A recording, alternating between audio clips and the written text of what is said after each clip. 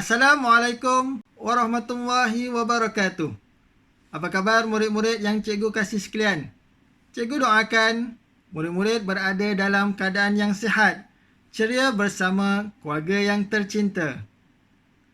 Pada hari ini kita akan meneruskan pembelajaran dalam mata pelajaran pendidikan Islam dalam bahagian adab yang bertajuk Cintakan Sunnah Rasulullah sallallahu alaihi wasallam.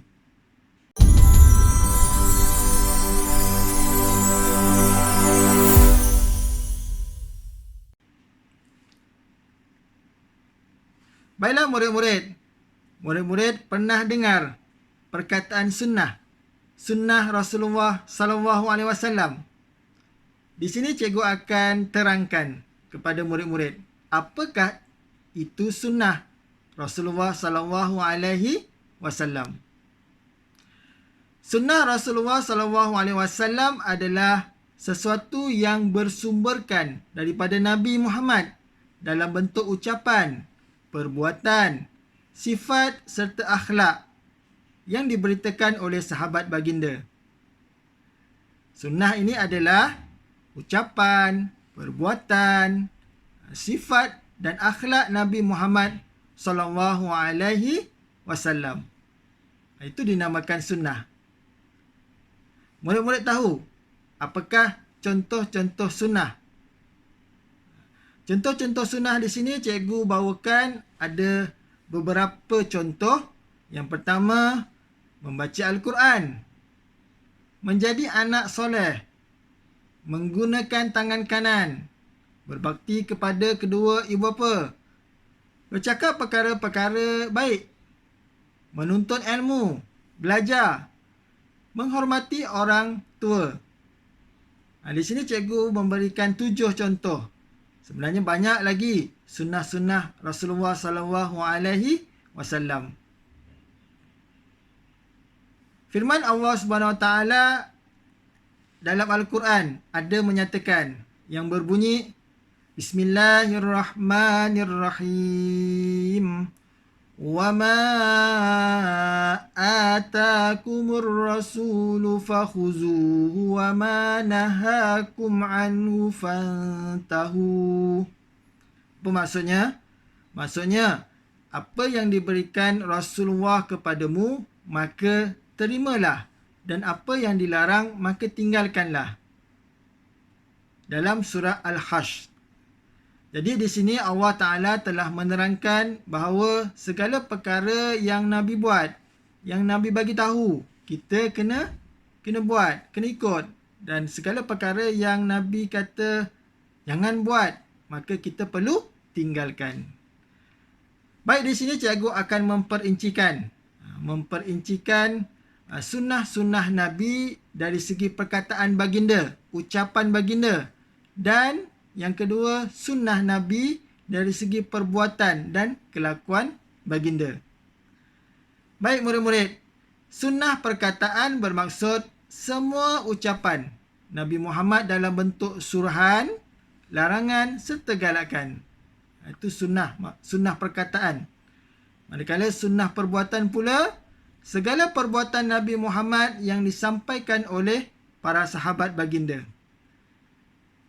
Baik, cikgu akan ceritakan beberapa perkara tentang sunnah perkataan dan perbuatan.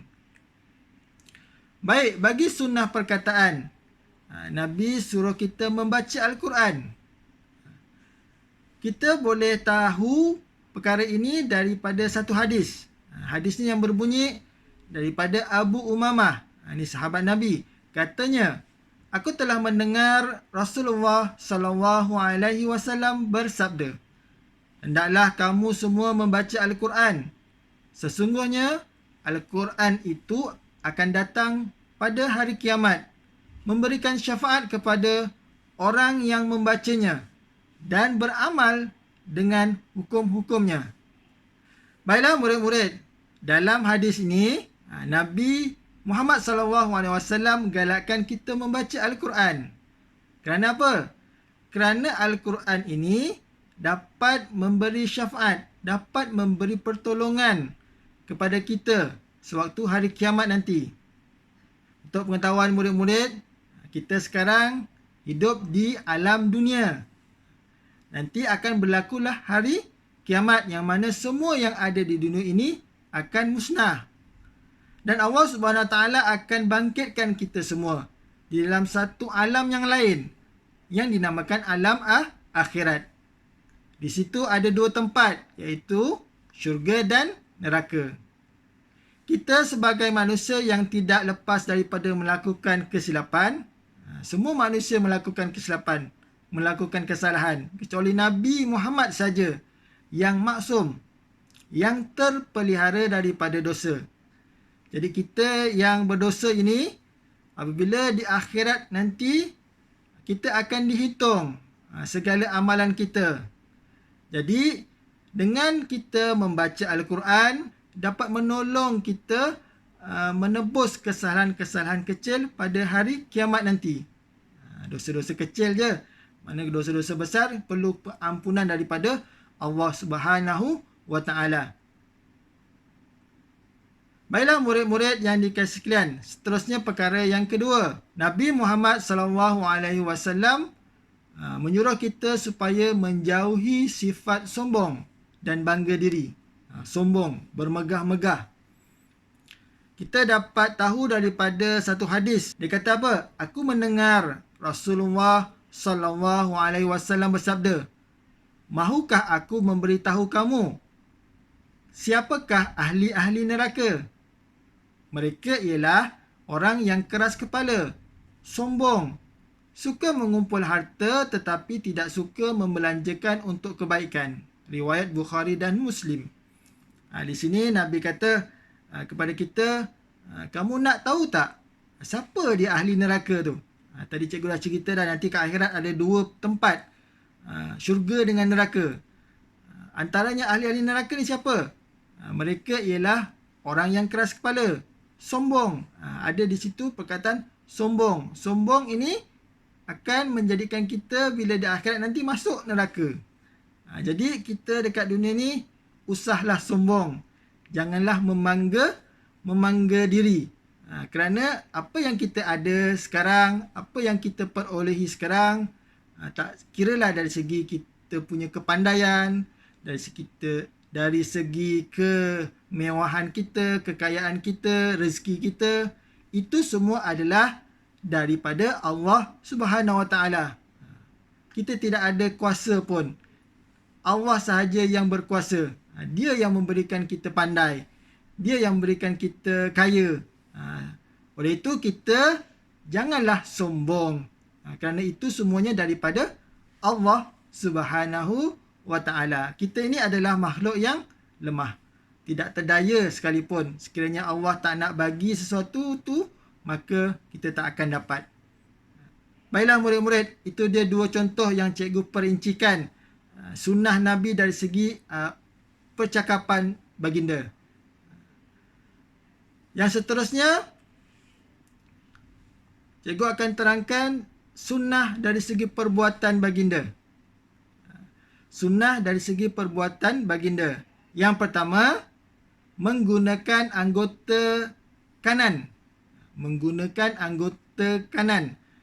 Perkara ini telah diriwayatkan daripada Aisyah bahawa beliau berkata, sesungguhnya Rasulullah SAW memulakan anggota kanan ketika memakai kasut dan bersuci.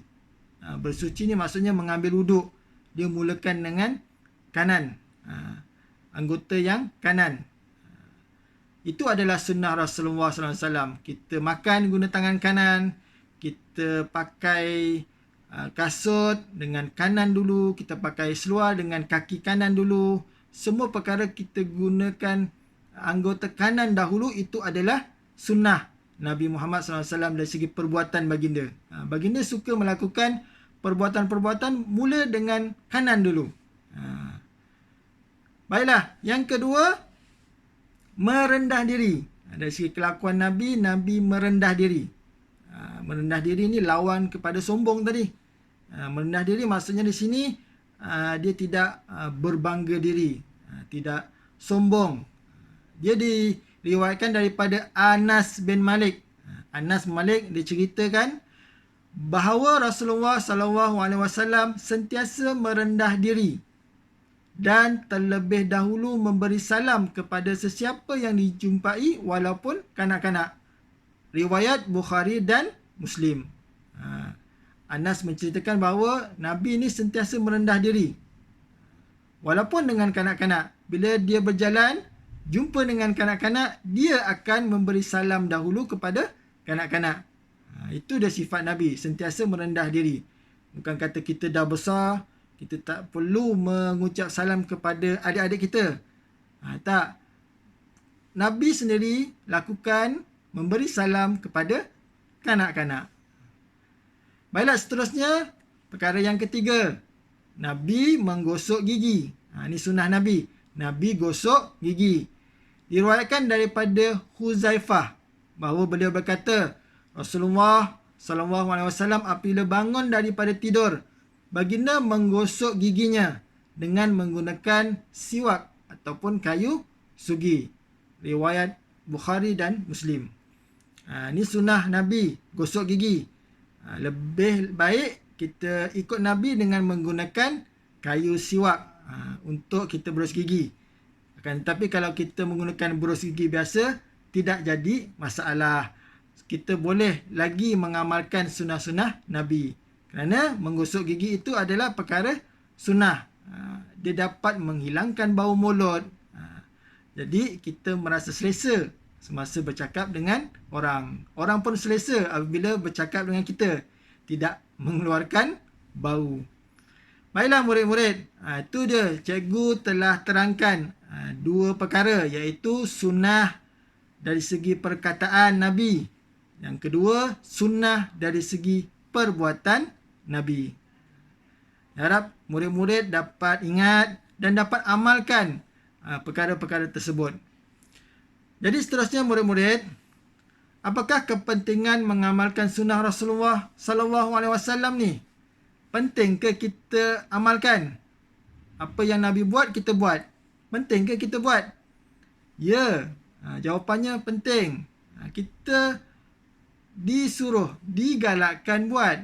Kerana apa? Baiklah, yang pertama, dia sebagai bukti kecintaan kita kepada Rasulullah SAW. Menjadi bukti kecintaan kepada Rasulullah SAW. Kita kan kalau suka kat seorang tu, kita seboleh-bolehnya akan ikut apa yang dia buat.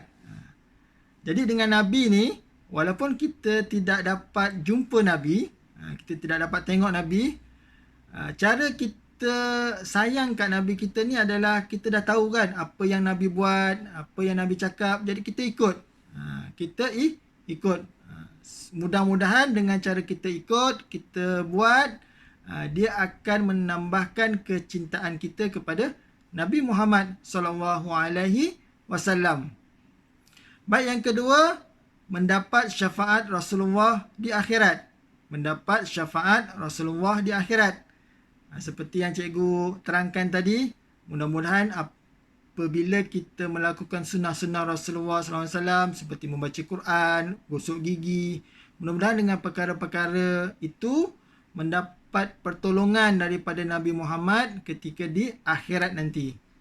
Nabi Muhammad akan tolong kita masuk syurga, insya-Allah. Yang ketiga, terhindar daripada melakukan perkara yang dimurkai. Terhindar daripada melakukan perkara-perkara yang dimurkai. Dimurkai ini adalah perkara-perkara yang dilarang. Kalau kita sentiasa buat baik, buat sunnah-sunnah Nabi ini, perkara-perkara yang baik, kita sentiasa buat benda-benda baik, maka insya-Allah perkara yang tak baik itu kita dapat hindarkan. Kita dah terbiasa kan buat perkara-perkara baik. Jadi perkara yang tak baik itu secara tidak langsung Allah akan hindarkan daripada kita.